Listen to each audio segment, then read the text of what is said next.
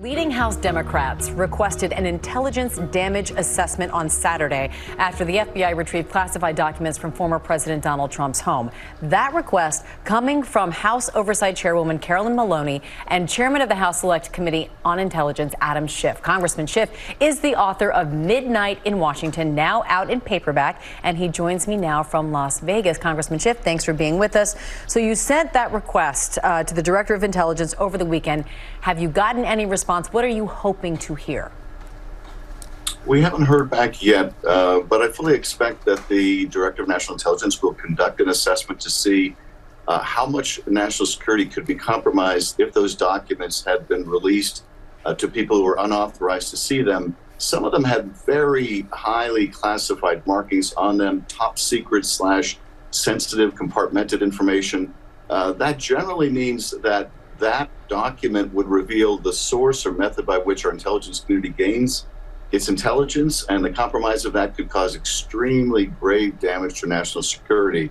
So I hope to see those documents. I hope to be able to see the analysis and that it is conducted with urgency. Yeah, we're hearing obviously top secret. This could be a threat to our national security. What is your biggest concern over what was found in Mar-a-Lago? And if any crimes have been committed, what would you like to see happen? Well, in terms of my biggest concern, it is that a source of information will be lost to the United States. And that source can be a human source, in which case their life could be put at risk, or that source could be a technical source of collection. And if it is discovered, then that technical source can't be used anymore. And that means we have a blind spot we didn't have before. So that's my primary concern. In terms of what I'd like to see vis-a-vis prosecution, those decisions will be made by the Justice Department. But what I'd like to see is the law applied equally to everyone. I'll tell you, if you or I had documents marked top secret SCI in our basement, we would be under serious investigation right now. And that shouldn't be any different for anyone, including the former president. President Trump, as you know, handed over 15 boxes of documents back in January to the National Archives. And now, of course, we're talking about these highly classified documents at his personal property, which many are asking then, why wasn't there urgency before? Why is there concern now? Why wasn't there concern earlier on?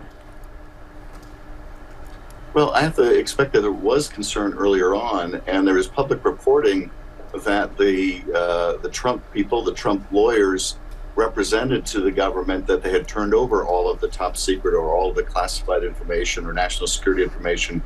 That's the public reporting. I don't know if that's correct, but if it is, it would explain why the FBI and the Justice Department may have believed that this was no longer a national security issue, but they may have subsequently learned that that wasn't a truthful representation, and that the affidavit with that search warrant probably sets out the facts of their investigation. And ultimately, I think we will learn much about those facts. But I also understand why the Justice Department at this moment doesn't want that affidavit unsealed, because it would severely injure their investigation. Congressman, we're just a few weeks out from the next round of January 6th hearings. You talk about what's happened up until this point. You've updated your book with that. Given what we know now, what should we expect to see this fall? And do you think there will be an outcome to these January 6th hearings? What you should expect to see is more hearings. Those may be with witnesses along the lines of what you've seen already, although with new information. Or you may also see hearings that focus on our recommendations for how do we protect the country going forward. And that really is our central aim. We're not a prosecutorial body, although I'm sure the Justice Department is watching carefully the evidence that we're presenting to the public. But our goal is really oversight and reform. How do we make sure to protect the country in the future? And the sad reality is, here we are a year and a half after the events of January 6th, and we are more vulnerable as a democracy than we were then, because those that ran with the big lie that led to the violence of that day continue to run with the big lie, and that has really endangered our election system, our faith in our elections, and the democracy itself. And Congressman, I mentioned you updated your book talking about the January 6th committee and your participation in that, but also you write about the fear that you felt that day there in the halls of Congress. With everything you've discovered as a committee and everything you've disseminated to the public, is there anything looking back on that day that you personally would have done differently? Well, I don't know what we might have done differently. I was part of the effort to oppose the overturning of the election. So I was on the floor arguing against these motions to decertify the results from particular states. And I was there, frankly, until they started breaking the doors and the glass windows to get in.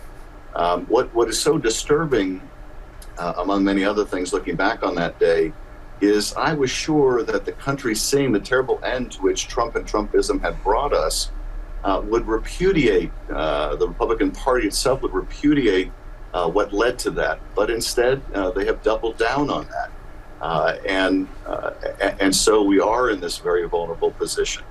I think the January 6th committee has done a lot to shed light on the facts that led up to that day, the president's involvement, and in particular, what really stands out to me in the investigation is that day on the January 6th mall when the president is told that his supporters on the mall won't go through the metal detectors because they don't want to have to give up their weapons.